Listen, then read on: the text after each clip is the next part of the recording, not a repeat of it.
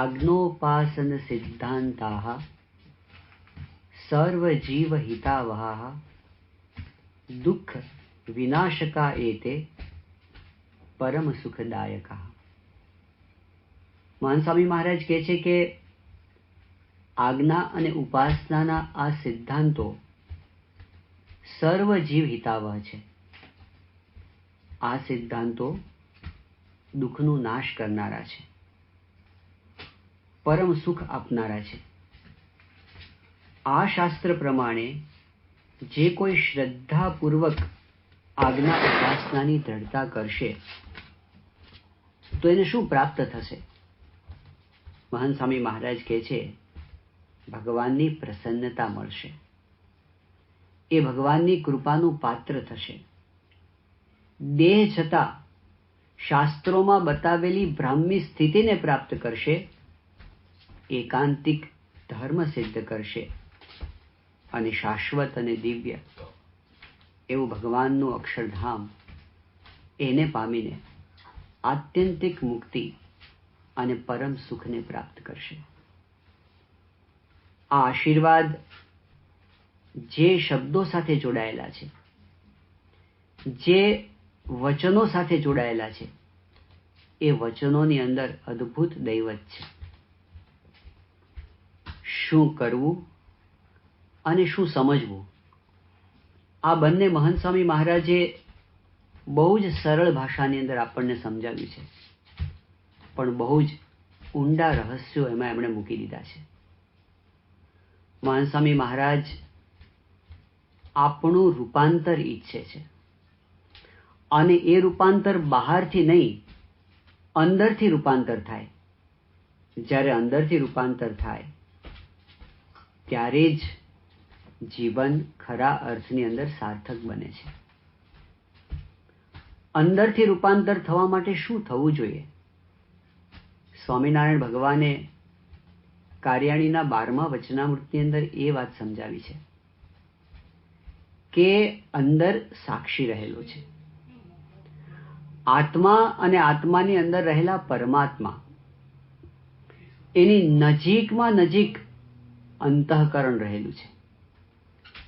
એટલે જ્યારે અંતઃકરણમાં મનન થાય ત્યારે એ જ્ઞાન જીવમાં દ્રઢ થાય છે. આ મનન, આ વિચાર કેવી રીતે કરવા એ વાત અહીં મહાન સ્વામી મહારાજ આપણને સમજાવી રહ્યા છે.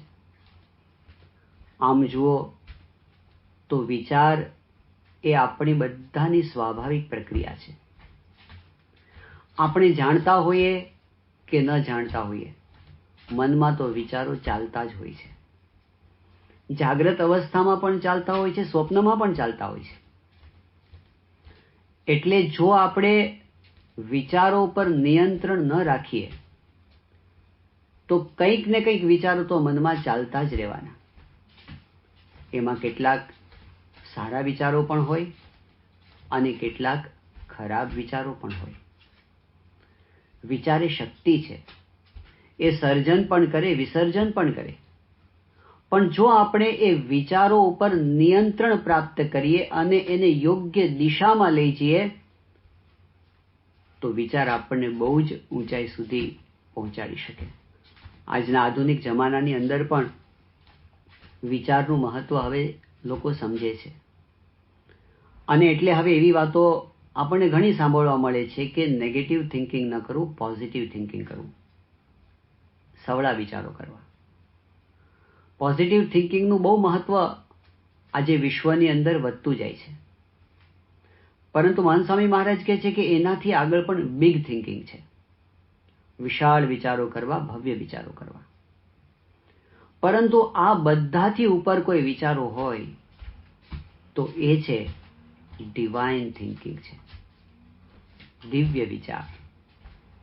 દિવ્ય વિચાર એ પોઝિટિવ થિંકિંગ કરતાં પણ આગળ છે, કારણ કે એમાં ખાલી પોઝિટિવિટી નથી, એમાં રિયાલિટી છે, પરમ સત્ય છે. અને એવા વિચારો જ્યારે આપણે કરીએ છીએ ત્યારે આપણે પરમ સત્યની નજીક પહોંચતા જઈએ છીએ. આવી વૈચારિક સાધના મહાન સ્વામી મહારાજે આપણને 145 થી શરૂ કરી અને 155 શ્લોક સુધી સમજાવી છે, એને આપણે અત્યારે સમજી રહ્યા છે. ગઈકાલે પરમ પૂજ્ય મહંત સ્વામી મહારાજે આપણને સૌ પ્રથમ અંતરદ્રષ્ટિનો વિચાર કરવાની વાત કરી. હું શું કરવા આવ્યો છું અને શું કરી રહ્યો છું. પછીના શ્લોકની અંદર તેઓએ આપણને ધ્યેયની વાત સંભળાવી. અક્ષર રૂપ થઈ અને હું પુરુષોત્તમની ભક્તિ કરું, આ જે પરમ ધ્યેય, એનો વિચાર સ્વામી કહે છે કે રોજ કરવો. રોજ કરવાના વિચારોની અંદર અંતરદ્રષ્ટિ અને ધ્યેયની વાત કરી અને હવે મહંત સ્વામી મહારાજ મુખ્ય વિચાર પર આવે છે. આ મુખ્ય વિચાર છે પ્રાપ્તિનો વિચાર. શ્લોક 147 અને 148 આ બંનેની અંદર મહંત સ્વામી મહારાજ આપણને કહે છે, કર્તાયમ સર્વહર્તાયમ સર્વોપરિ નિયામકઃ પ્રત્યક્ષમ ઇહ લબ્ધો મે સ્વામિનારાયણો હરિઃ અત એવાસ્મિ ધન્યોહમ પરમ ભાગ્યવાનહમ કૃતાર્થશ્ચૈવ નિઃશંકો નિશ્ચિંતોસ્મિ સદા સુખી. મહંત સ્વામી મહારાજ કહે છે કે આ સ્વામિનારાયણ ભગવાન સર્વ કરતા હર્તા છે, સર્વોપરી છે, નિયામક છે. તેઓ મને અહીં પ્રત્યક્ષ મળ્યા છે. આથી જ હું ધન્ય છું, પરમ ભાગ્યશાળી છું, કૃતાર્થ છું, નિશંક છું, નિશ્ચિંત છું અને સદા સુખી છું. આ બે શ્લોકની અંદર આપણું જીવન ધન્ય બની જાય, દિવ્ય બની જાય એવો સારભૂત અર્ક મહંત સ્વામી મહારાજે મૂકી દીધો છે. આ બે શ્લોકની અંદર ભગવાનના પરાત્પર સ્વરૂપની વાત કરી અને પછી એ જે પરાત્પર સ્વરૂપ એ આજે પ્રત્યક્ષ મનુષ્ય રૂપે આપણે જોઈ શકીએ એવા સ્વરૂપની અંદર આપણી સામે છે, એ વિચાર કરવાની વાત મહંત સ્વામી મહારાજ સમજાવે છે. સત્સંગ દીક્ષા ગ્રંથની આ વિશેષતા છે. સ્વામિનારાયણીય સત્સંગની આ વિશેષતા છે. ભગવાન સ્વામિનારાયણે આપેલા જ્ઞાનની આ વિશેષતા છે કે એમાં અધ્ધરતા વાતો નથી, ઉધાર વાત નથી, રોકડી વાત છે. સદગુરુ નિષ્કુળાનંદ સ્વામીએ ભક્ત ચિંતામણી ગ્રંથનું સમાપન કરતા છેલ્લા પ્રકરણની અંદર જે વાત કરી, પ્રગટ વાતો પ્રગટ વર્તમાન રે, પ્રગટ ભક્ત પ્રગટ ભગવાન રે, નથી ઉધારાની એકે વાત રે, જે જે જોઈએ તે સાક્ષાત રે. સ્વામી કહે છે કે એક પણ વાત આ સત્સંગની અંદર ઉધાર નથી, પ્રગટ છે. સ્વામિનારાયણ ભગવાન એમના સમયની અંદર સાક્ષાત પ્રગટ ભગવાનના રૂપની અંદર સૌની સામે હતા અને ત્યારબાદ ગુણાતીત ગુરુ રૂપે તેઓ આપણી વચ્ચે પ્રગટ રહ્યા છે. આ પ્રગટપણાની પ્રતીતિ જો આવે તો કામ થઈ જાય એવું છે. પણ આ પ્રતીતિ આવે કેવી રીતે? અહીં જે પ્રાપ્તિનો વિચાર બતાવ્યો એમાં પ્રવેશ કેવી રીતે થાય એની વાત આપણને વચનામૃતે બતાવી અને મહંત સ્વામી મહારાજે પણ વારંવાર કહી છે. જો આપણને વિશ્વાસ દ્રઢ થાય, સત્પુરુષના વચનની અંદર આપણને પરમ વિશ્વાસ આવે તો એનાથી કેટલો મોટો લાભ થાય. સ્વામિનારાયણ ભગવાને સારંગપુરના 9મા વચનામૃતમાં કહ્યું, અતિશય વિશ્વાસ દ્રઢ થાય, દેહ છતાં ભ્રમરૂપ થઈ જવાય. આ વિશ્વાસનો આધાર શું છે? વિશ્વાસનો આધાર છે આપણી નજર સમક્ષ જે ગુણાતીત સંત છે એમના જીવનને જોવું, આ સત્સંગની શુભ રીતિને નિહાળવી, બુદ્ધિનો ઉપયોગ કરવો, શુદ્ધ ભાવ સાથે જ્યારે આપણે પૂર્વગ્રહ છોડીને ભગવાનની પ્રાર્થના સાથે આ સત્સંગનો વિચાર કરીએ છીએ ને, ત્યારે આપણને પ્રતીતિ આવે છે કે ખરેખર આ સત્સંગ સાચો છે. આ મહારાજ અને આ સ્વામી સાચા બોલા છે એવી પ્રતીતિ આપણને આવે છે. ભગવાન સ્વામિનારાયણ જ્યારે આપણે એમના જીવનનો વિચાર કરીએ, એમના ચરિત્રનો વિચાર કરીએ, તો ચોક્કસ આપણને પ્રતીતિ આવે કે આ સત્સંગ કેટલો સાચો છે. સ્વામિનારાયણ ભગવાનના વખતની અંદર લાખો લોકોના હૃદયની અંદર એ પ્રતીતિ થઈ કે આ સ્વામિનારાયણ ભગવાન એ સાક્ષાત ભગવાન છે, પરાત્પર પુરુષોત્તમ નારાયણ છે, અક્ષરાધિપતિ છે.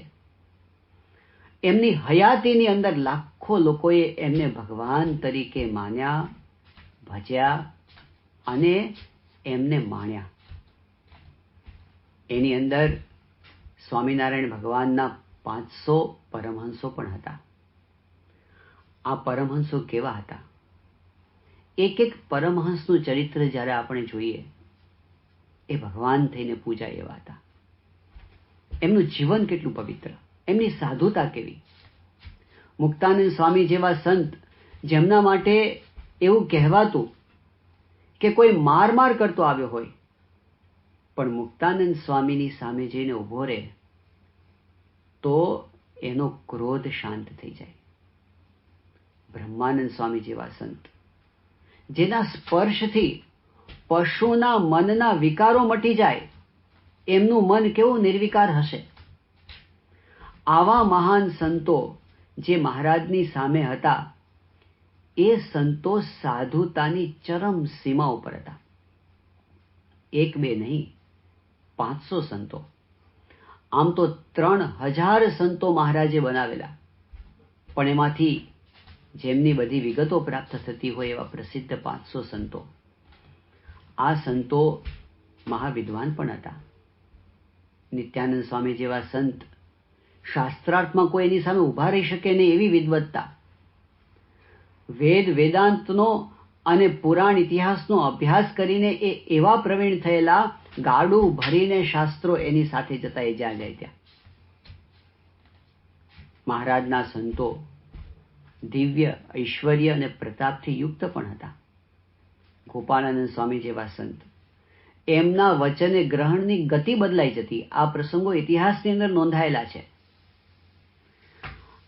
સચ્ચિદાનંદ સ્વામી જેવા સંત લાત મારીને વરસાદ વરસાવી શકે એવો પાવર, આ કોઈ સામાન્ય નહોતા. વ્યાપકાનંદ સ્વામી જેવા સંત બોટાદમાં હમીર ખાચરને ઘેર મચ્છરનો જીવ ઘોડીમાં નાખીને ઘોડી જીવતી કરી દીધી.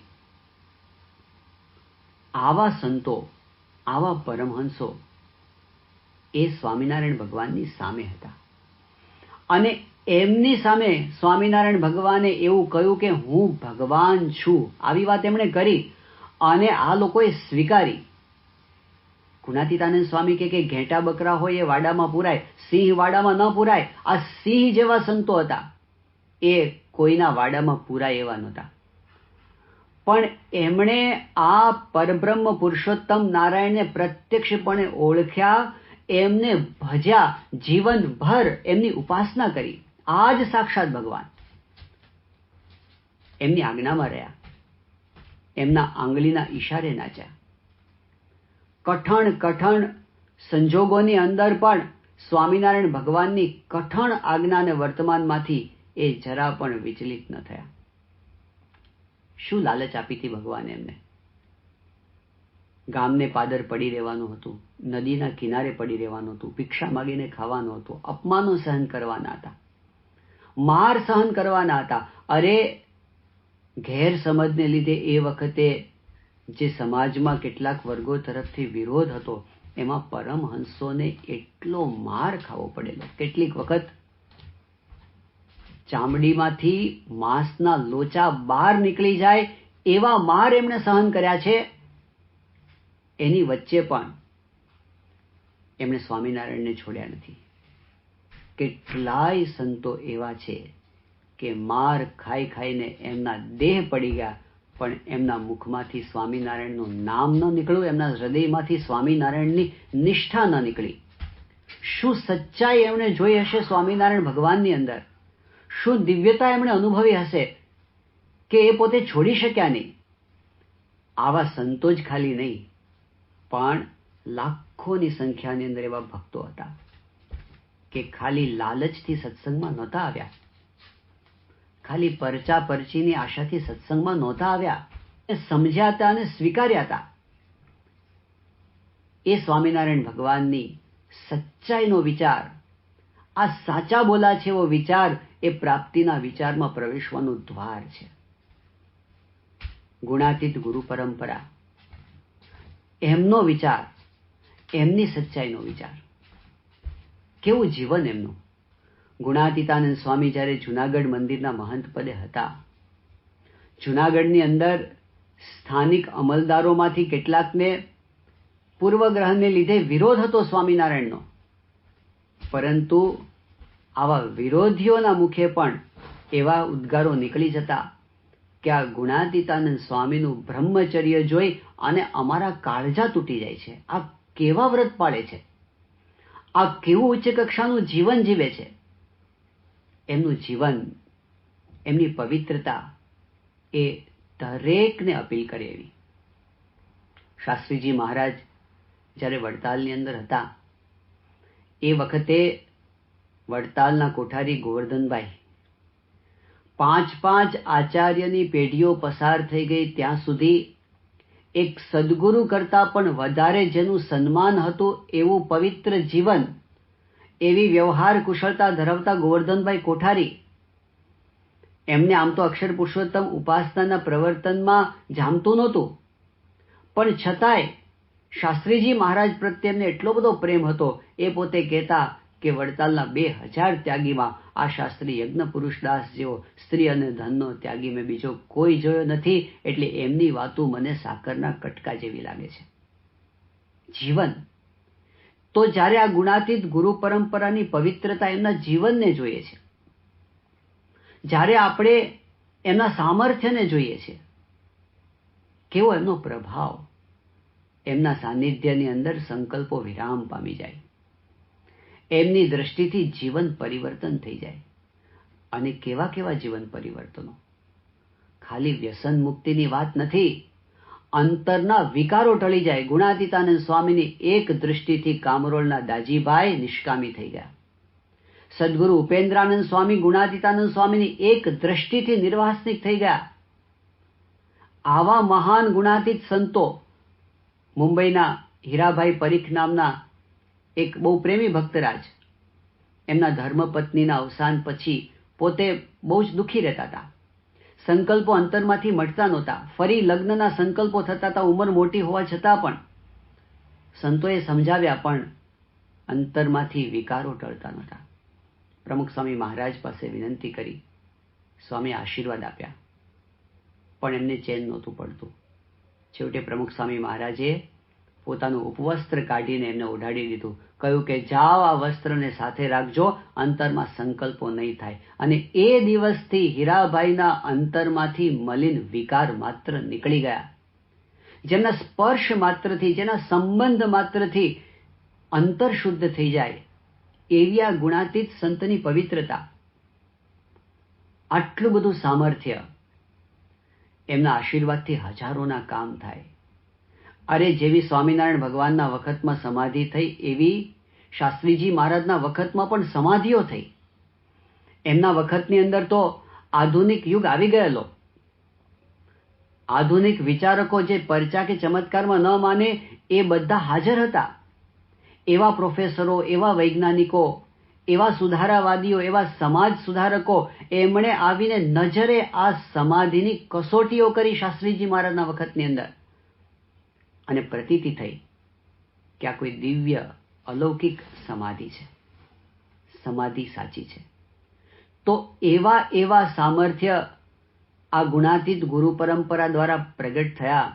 પરંતુ સ્વામિનારાયણ ભગવાને એમના વચનામૃતમાં કહ્યું કે સંતનું મોટું સામર્થ્ય શું છે? પરચા બતાવવા એ નહીં, પરંતુ સમર્થ હોવા છતાં પણ તુચ્છ જીવના અપમાનને સહન કરવા, સમર્થ હોવા છતાં પણ ઝરણા કરવા, એ બીજા કોઈથી થાય નહીં. આખી ગુણાતીત ગુરુ પરંપરામાં સારધાર આપણને જોવા મળે છે કે એમના જીવનની અંદર એમણે કેટલું સહન કર્યું. અન્યાય સહન કર્યા, અપમાનો સહન કર્યા, ફિઝિકલ માર સહન કર્યા, પણ ક્યારેય એમના જીવનની અંદર એક પણ પ્રસંગ એવો બન્યો નથી કે એમણે કોઈનું અહિત થાય એવી એક ક્રિયા કરી હોય, કોઈનું અહિત થાય એવું એક વચન બોલ્યા નથી, કોઈનું અહિત થાય એવો એક સંકલ્પ એમણે જિંદગીમાં કર્યો નથી. કેટલું પવિત્ર અંતઃકરણ! અરે, નારદ અને સનકાદિક તો આપણી પરંપરાના બહુ જ મહાન સંતો છે, પરંતુ ક્વચિત કોક વાર એવું બન્યું હશે કે નારદજીએ કે સનકાદિકે પણ ક્યારેક કોકને શાપ આપી દીધો હશે, પણ આ ગુણાતીત ગુરુ પરંપરાની 6 પેઢીઓ પસાર થઈ ગઈ, કોઈ દિવસ કોઈને એમને શાપ આપ્યો નથી, કોઈનું અહિત ઈચ્છ્યું નથી. એ પવિત્રતાનો જ્યારે વિચાર કરીએ ત્યારે આપણને ચોક્કસ ખબર પડે કે આ પરંપરા કેટલી પવિત્ર છે, કેટલી સચ્ચાઈ છે. શાસ્ત્રીજી મહારાજે એક પત્રની અંદર સ્વામિનારાયણ ભગવાન એ સાક્ષાત પુરુષોત્તમ નારાયણ છે, ગુણાતીતાનંદ સ્વામી અક્ષર બ્રહ્મ છે, એ વાતનું પ્રતિપાદન કરીને છેલ્લે એવું લખેલું છે કે જો તમે મને સાચા બોલો અને પ્રામાણિક પુરુષ માનતા હો તો આ સિદ્ધાંત સાચો છે માનજો. પછી શાસ્ત્રીજી મહારાજ લખે છે કે શ્રીમદ ભાગવતમાં કહ્યું છે કે ન અસત્યાત પરમ પાપમ, અસત્યથી મોટું કોઈ પાપ નથી. પૃથ્વી બધાનો ભાર સહન કરી શકે, અસત્યનો ભાર સહન કરી શકતી નથી. પછી સ્વામી કહે છે કે એવી રીતે મારે કોઈ વાત ખોટી કહેવાનો કે સમજાવવાનો આગ્રહ નથી. મને સાચા બોલો અને પ્રામાણિક પુરુષ તમે માનતા હો તો આટલું માનજો, ખચિત માનજો. આ પુરુષ સાચા બોલા છે એવું જ્યારે મનાય ને, અને એના માટે જ્યારે હૃદયના દ્વાર ખુલી જાય ને, ત્યારે ભગવાનનો પ્રકાશ અંતરમાં પ્રગટ થાય છે. કેટલી શુદ્ધ ભાવના સાથે એ પુરુષો જીવી રહ્યા છે. શાસ્ત્રીજી મહારાજના અંતરની ભાવનાને પ્રગટ કરતો એક પત્ર સદગુરુ નિર્ગુણદાસ સ્વામી ઈસવીસન 1916ની સાલમાં લખેલો છે. અને એમાં નિર્ગુણદાસ સ્વામી લખે છે કે અમારે કોઈને પાછા પાડીને આગળ આવવાનો વિચાર હોય, જો વડતાલ કે અમદાવાદ કે ગરડાથી મોટા થવાના સબબથી અમે કોઈ ક્રિયા કરતા હોઈએ તો કોટાન કોટી પરમહંસોને માર્યાનું પાપ અમારે માથે છે. અમારે ખુદ સ્વામિનારાયણ ભગવાન સિવાય બીજી કોઈ ઉપાસના નથી. એમાં જો જરા પણ ફેર હોય તો કોટાન કોટી પરમહંસોને માર્યાનું પાપ અમારે માથે છે. તો આવા શુદ્ધ હૃદયમાંથી જે સિદ્ધાંતો નીકળ્યા હોય એ કેટલા સાચા હોય. યોગીજી મહારાજના વખતમાં તે વખતના કલેક્ટર ગોવિંદસિંહજી ચુડાસમાએ એમને પ્રશ્ન પૂછ્યો હતો કે સ્વામી તમારી વચન સિદ્ધિનું રહસ્ય શું છે? એ વખતે યોગીજી મહારાજે વાત કરી હતી કે અમે સ્વામિનારાયણ ભગવાનને એક ક્ષણ પણ વિસારતા નથી, અને બીજી વાત એ કે અમે ક્યારેય ખોટું બોલતા નથી. આવા સત્ય સિદ્ધાંતને પ્રતિપાદન કરનારા આવા પુરુષના વચનો જ્યારે હૃદયમાં ધારીએ ત્યારે પ્રતીતિની દ્રઢતા થાય છે. વચનામૃતમાં સ્વામિનારાયણ ભગવાને આ જ કહ્યું છે કે આવા સંતના વચનમાં વિશ્વાસ એ નિશ્ચયનું દ્વાર છે. 1991ની સાલમાં પ્રમુખ સ્વામી મહારાજ રાજકોટ પધારેલા. એ વખતે સ્વામી બહારથી એક સભા કરીને આવ્યા મંદિરમાં. પ્રાંગણમાં ગાડી ઊભી રહી અને જેવા સ્વામી ગાડીમાંથી ઉતર્યા તો સામે જ એક યુવાન એ સ્વામી પાસે આવ્યો. અજાણ્યો યુવાન હતો. આવીને તરત પ્રમુખ સ્વામી મહારાજને એમણે કહ્યું કે મારે તમને એક પ્રશ્ન પૂછવો છે. સ્વામી કે પૂછ. પેલા યુવાને પૂછ્યું કે તમે ભગવાનને જોયા છે? પ્રમુખ સ્વામી મહારાજે બહુ સહજતાથી કહ્યું કે હા, અમે ભગવાનને જોયા છે. પછી સ્વામી કીધું, અમે ભગવાનને જોયા છે એટલે તો અમે આટલા આનંદમાં છીએ. અમે ભગવાનને જોયા છે એટલે તો ભગવાનની વાત કરીએ છીએ. તો પેલા યુવાને પૂછ્યું કે તમને તાદૃશ ભગવાન દેખાય છે? તો સ્વામી કે હા, અમે તાદૃશ ભગવાનને જોઈએ છે. તો પેલો યુવાન કે તો મને દેખાડો ને. ત્યારે પ્રમુખ સ્વામી મહારાજે સિદ્ધાંત કર્યો કે એના માટે એક જ રસ્તો છે, ગુરુના વચનમાં દ્રઢ વિશ્વાસ રાખી અને મંડવું પડે. આ દ્વાર છે. સ્વામિનારાયણ ભગવાન વડતાલના 11મા વચનામૃતમાં કહે છે કે જ્યારે સત્પુરુષ સાથે દ્રઢ પ્રીતિ થઈ જાય, એનાથી જ્યારે એમના વચનમાં દ્રઢ વિશ્વાસ આવે, ત્યારે આત્માનું દર્શન અને પરમાત્માનું સાક્ષાત્કાર દર્શન એનાથી જ થાય છે. તો આ સત્સંગ દિશા ગ્રંથની અંદર મહંત સ્વામી મહારાજ સંતના વચનમાં વિશ્વાસ રાખીને પછી પ્રાપ્તિનો વિચાર કરવાની વાત સમજાવે છે. શું સમજવાનું છે સંતના વચને? સત્પુરુષ આપણને શું કહે છે? કર્તાયમ સર્વહર્તાયમ સર્વોપરી નિયામક. આ જે સ્વામિનારાયણ ભગવાન મને મળ્યા છે એ જ સર્વકર્તા છે, એ જ સર્વહર્તા છે, એ જ સર્વોપરી છે, એ જ નિયામક છે. આ સ્વામિનારાયણ ભગવાન, આ એટલે સામે રહેલા પ્રત્યક્ષ સ્વરૂપની વાત મહાન સ્વામી મહારાજ સમજાવે છે. મનુષ્ય સ્વરૂપે જ્યારે આપણી સામે ભગવાન હોય અને ત્યારે એમને ઓળખી લેવા, આ બહુ મોટી વાત છે. આ સામાન્ય વાત નથી. ભલા આમાં ભૂલા પડી ગયા છે. શ્રી કૃષ્ણ ભગવાનના વખતમાં બ્રહ્મા જેવા બ્રહ્મા ભૂલા પડી ગયા. આવ્યા હતા દર્શન કરવા, પણ મનુષ્ય જેવી ચેષ્ટાઓ જોઈ અને ભૂલા પડી ગયા. આ પરબ્રહ્મ હશે એવું મનમાં થઈ ગયું. તો ભગવાન જ્યારે સામે હોય મનુષ્ય રૂપે, ભાગવતની અંદર આપણે જાણીએ છીએ કે મોટા મોટા ઋષિઓ, બ્રાહ્મણો, વેદના જાણનારા, યાજ્ઞિકો એ કૃષ્ણ ભગવાનને ન ઓળખી શક્યા અને અભણ ઋષિ પત્નીઓ ઓળખી ગઈ, ગોપીઓ ઓળખી ગઈ.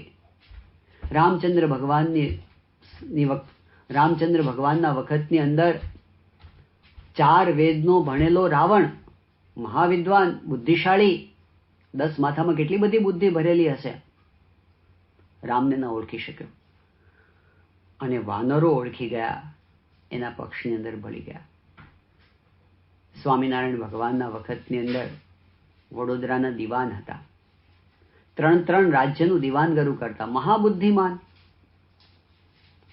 પણ ભગવાનને ઓળખી શક્યા નહીં. અને નાથ ભક્ત જેવા સાધારણ ભક્ત, જેને 1 થી 10 સુધી ગણતાય ન આવડે, પણ એ ઓળખી ગયા. તો ઓળખવા માટે ચોજાળી બુદ્ધિનું કામ નથી. બુદ્ધિનો અહંકાર તો ઉલટાનો આડો આવે છે. પણ જેની બુદ્ધિ પવિત્ર થઈ એ આ સમજી ગયા. અને જ્યારે સમજ્યા ને, જ્યારે પ્રગટને ઓળખ્યા, ત્યારે આનંદના ઓઘ વળ્યા.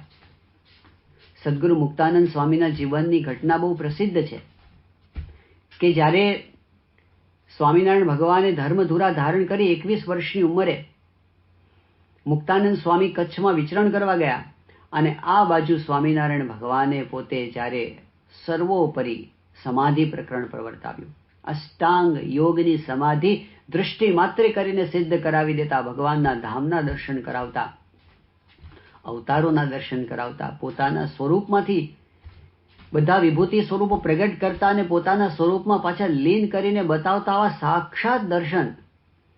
દેહ અહીં પડ્યો રે અને આત્મા ધામમાં જતો રે, અને મહિનાઓ સુધી એ રીતે એમની પાસે સમાધિ કરાવતા. આ બધું જ જ્યારે બહુ જ જાહેર થયું ત્યારે મુક્તાનંદ સ્વામીને શંકા ગઈ કે આ સમાધિ તો કઈ સહેલી વસ્તુ નથી. આ સહજાનંદ સ્વામી સમાધિના નામે કઈ આડંબર કરતા લાગે છે, કઈ મંત્રતંત્ર કરતા લાગે છે. આ તો આપણા શુદ્ધ સત્સંગને ચૂથી નાખશે. એમને ઉદ્વેગ થઈ ગયો, અશાંતિ થઈ ગઈ, ઠપકો આપવા આવ્યા. સ્વામિનારાયણ ભગવાનને મેઘપુરમાં મળ્યા, કહ્યું, મહારાજ દિયો પાખંડ મેલી, સત્સંગમાં ન થાવું ફેલી, સમાધિ કઈ નથી સોયેલી, મોટા યોગીઓને પણ દોયેલી, એ જેને તેને કેમ થાય, બીજા માને અમે ના મનાય. મુક્તાનંદ સ્વામી ઠપકો આપ્યો. મહારાજે તો હસતા હસતા કહ્યું કે આ તો બધું ગુરુ કૃપાથી થાય છે, હું તો કંઈ કરતો નથી. મુક્તાનંદ સ્વામીના પ્રશ્નોનું સમાધાન ન થયું. અશાંતિ વધી ગઈ, ઊંડા ઉતરી ગયા, અંતરમાં તમોગુણ છવાઈ ગયો. શું કરવું કંઈ સૂચતું નહોતું, અંધકાર થઈ ગયો. પણ જ્યારે મેઘપુરથી કાલવાણી આવ્યા અને એ વખતે પોતે વગડાની અંદર દિશાએ જઈને સ્નાન કરીને પાછા આવતા હતા, અને ત્યારે ગુરુ રામાનંદ સ્વામીના દર્શન થયા. ગુરુ રામાનંદ સ્વામી તો ધામમાં પધારેલા, પણ એમના દિવ્ય દર્શનથી એમને એકદમ અહોભાવ થઈ ગયો. દંડવત પ્રણામ કરવા માંડ્યા. એ વખતે રામાનંદ સ્વામી એમને કહ્યું કે મુક્તાનંદ સ્વામી કેમ ભૂલા પડ્યા? મેં તમને કહ્યું હતું, આ સહજાનંદ સ્વામી મનુષ્ય નથી, એ સાક્ષાત ભગવાન છે, એ પરબ્રહ્મ પુરુષોત્તમ નારાયણ છે. તમે તમારા મનના બધા જ સંકલ્પો, વિચારો, કુશંકાઓ મૂકીને એમનામાં ભળી જાઓ. જ્યારે ગુરુના વચનમાં એમને વિશ્વાસ આવી ગયો ને, અને મુક્તાનંદ સ્વામીના અંતરમાં પ્રકાશ થઈ ગયો. જ્યારે એવી પ્રતીતિ આવે કે મારી સામે ઊભા છે એ સાક્ષાત ભગવાન છે, એ વખતે એનો જે આનંદ થાય, એ આનંદ રૂપિયામાં માપી શકાતો નથી, એ અમૂલ્ય છે. મુક્તાનંદ સ્વામીને એ પ્રતીતિ થઈ ગઈ, ભ્રમણા ભાંગી રેહો હૈયાની, નથી રે કેને વાત કયાની, વીતી હોય તેરે હો જાણે, અણ સમજ્યા મર ઈર્ષા આણે. એટલો બધો આનંદ થઈ ગયો. પર્વતભાઈ એમને જોયા, કીધું સ્વામી તમને શું લાગ્યું કે આટલો બધો આનંદ છે? કોઈ ફિઝિકલ વસ્તુ નથી મળી, મળ્યું છે એટલું કે ભગવાન તો સામે જ હતા. અંતરમાં પ્રતીતિનો ઝબકારો થયો, અને મુક્તાનંદ સ્વામી આરતી ઉતારી. પુરુષોત્તમ પ્રગટનું જે દર્શન કરશે, કુટુંબ સહિત તરશે. સામે પ્રગટ ભગવાન દેખાય અને પ્રતીતિ આવે, ત્યારે પ્રાપ્તિનો વિચાર પ્રગટ થાય છે. સ્વામિનારાયણ ભગવાનની કેટલી મોટી કૃપા! 49 વર્ષ આ પૃથ્વી પર પોતે રહ્યા, પણ પોતે આપણને કેવું વચન આપી ગયા.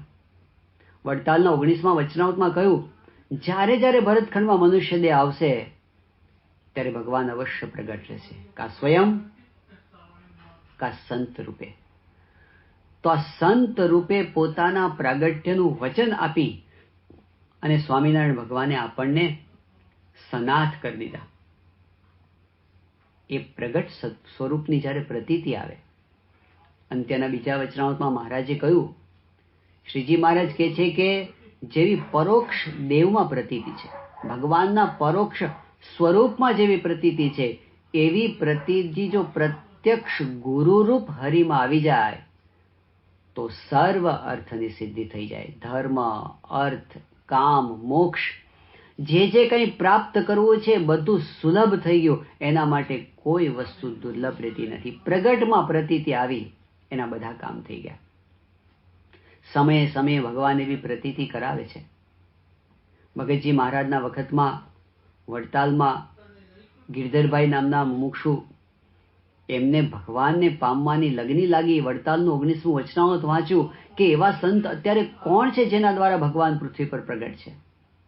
અંતરની સાચી મુમુક્ષુતા અને તીવ્ર ઝંખના વડતાલમાં સાક્ષાત સ્વામિનારાયણ ભગવાન હરિકૃષ્ણ મહારાજે પ્રગટ થઈને એમણે કહ્યું, મહુવાના પ્રાગજી ભક્ત દ્વારા હું અત્યારે સત્સંગમાં પ્રગટ છું. એમને મહારાજની વાણી સાંભળ્યા પછી પણ શંકા ગઈ કે આ તો સામાન્ય લાગે છે. આપણા મનમાં એવા ભાવ હોય છે ને, પાછળ ચક્કર ફરતું હોય, તેજ નીકળતું હોય. અરે ભગવાન જ્યારે પૃથ્વી પર સ્વયં હોય કે સંત રૂપે હોય, એ એવા જ લાગે. ફરી પ્રાર્થના કરી, ફરી હરિકૃષ્ણ મહારાજે એમને કહ્યું કે આ પ્રાગજી ભક્ત દ્વારા જ હું સત્સંગમાં પ્રગટ છું. અને એમને પ્રતીતિ આવી ગઈ, અને પછીનું આખું જીવન ગિરધરભાઈનું જુઓ, સંત થયા વિજ્ઞાનદાસ સ્વામી. પણ ભગતજી મહારાજના અનન્ય આશ્રિત થઈ અને એમને સ્વામિનારાયણની ઉપાસના પ્રવર્તાવી. કેટલો વેગ લાગી ગયો એમને પ્રગટની ઓળખાણથી. તો ભગવાન આપણને ઓળખાણ કરાવે છે. વચનામૃતની અંદર સ્વામિનારાયણ ભગવાને સંતના લક્ષણો બતાવી દીધા. કહું આવા સંતના દર્શન થાય ત્યારે એમ જાણવું મને સાક્ષાત્કાર ભગવાનનું દર્શન થયું. સારંગપુરનું 10મું વચનામૃત, પ્રથમનું 37મું. આવા સંતના અંગે અંગમાં ભગવાન બિરાજમાન છે, પ્રથમનું 27મું વચનામૃત. એવા સંતની પરંપરા, ગુણાતીત ગુરુ પરંપરા આ પૃથ્વી પર અખંડિત રહી છે. એક બાજુ વચનામૃતના લક્ષણો જુઓ, એક બાજુ સત્પુરુષનું જીવન જુઓ. આ 6 પેઢીઓ પસાર થઈ ગઈ, એમાં આપણને ક્યાંય રંચ માત્ર ફેરફાર ન જણાય. એ ગુણાતીત ગુરુવર્ય આપણી સામે છે. પ્રમુખ સ્વામી મહારાજને આપણે જોયા અને મહંત સ્વામી મહારાજને આજે આપણે જોઈએ છીએ. જ્યારે આપણને આવો વિશ્વાસ ને આવી પ્રતીતિ દ્રઢ થાય ત્યારે પ્રાપ્તિનો વિચાર ખરા અર્થમાં પ્રગટ થાય છે. પછી શું થાય? તો ભગવાન કહે છે જ્યારે આવો વિશ્વાસ પ્રગટ થાય ત્યારે પ્રાપ્તિના વિચારના દ્વાર ખુલી જાય છે. એ પ્રાપ્તિનો વિચાર શું છે? તો મહંત સ્વામી મહારાજ લખે છે, અતઃ એવાસ્મિ ધન્યોહમ પરમ ભાગ્યવાન અહમ કૃતાર્થશ્ચૈવ નિશંક નિશ્ચિંતોસ્મિ સદા સુખી. આ સંસારની કોઈ પણ સંપત્તિથી આપણે ધન્ય થઈ શકીએ તેમ નથી. ગમે તેવી સત્તા કે ગમે તેવું પદ મળે તો પણ ધન્યતા, પૂર્ણતાનો અનુભવ થાય તેવો નથી. પણ ભગવાનનો સાક્ષાત યોગ જ્યારે સમજાઈ જાય ત્યારે અતઃ એવાસ્મિ ધન્ય અહમ, હું ધન્ય થયો છું. પરમ ભાગ્યવાન અહમ, મારા જેવો ભાગ્યશાળી આ દુનિયામાં બીજો કોઈ નથી. કૃતાર્થ, પામીને જેને પામવાના હતા એ મને આજ મળી ગયા. દેહ મૂકી જેને પામવું તે દેહ છતાં મળ્યા અહીં. નિશંક, હવે કોઈ શંકા ન રહી. હવે મારો મોક્ષ નિશ્ચિંત થઈ ગયો.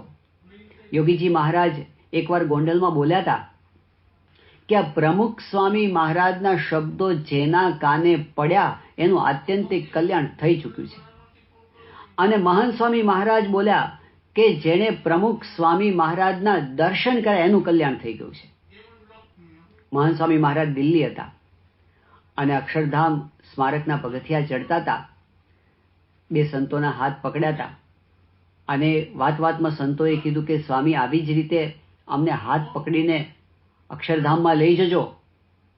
ત્યારે મહંત સ્વામી મહારાજ એકદમ ભાવાર્દ્ર બનીને ઊભા રહી ગયા અને પછી કહ્યું કે તમને બધાને ખાલી હાથ પકડીને નહીં, માથે બેસાડી અને અક્ષરધામમાં લઈ જશું. આ વચન એવા સંતના છે જે મશ્કરીમાં પણ ક્યારેય ખોટું ન બોલે. એવા સંત આપણને વચન આપે છે, નિશંક કરી દીધા આપણને કે હવે આપણા કલ્યાણની અંદર કોઈ સંદેહ રહ્યો નથી. એમનો યોગ થયો છે. પછી નિશ્ચિંત થઈ ગયા. નિશ્ચિંત કે મહારાજ બેઠા છે, આપણા ગુરુ સાક્ષાત બેઠા છે, આપણને ક્યારેય દુઃખી નહીં થવા દે. જે એમના શરણે આવ્યા છે ને એની ચિંતા એ કરે છે. જીવનના કોઈ પણ સંજોગોની અંદર એ આપણી સાથે રહેવાના છે. ગુણાતીતાનંદ સ્વામીએ પ્રગટની વાત કરતા કહ્યું કે જેણે દાંત આપ્યા છે ચાવવાનું નહીં આપે? આપણે કાંઈ ભગવાન વેચી નાખ્યા છે? એ આપણી સાથે છે, આપણી સામે ઊભા છે. તો કોઈ દિવસ ચિંતા ન કરવી.